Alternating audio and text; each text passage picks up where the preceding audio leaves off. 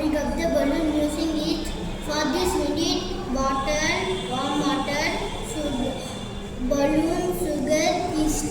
First we put warm water into the bottle, then we add sugar and yeast. Next we fix the balloon on top of the bottle. Result: our experiment shows that the yeast produces gas called carbon dioxide. This gas fills the balloon and inflates. What is yeast? Yeast is a tiny living thing. It loves to eat sugar. When we give it sugar, it makes a gas called carbon dioxide.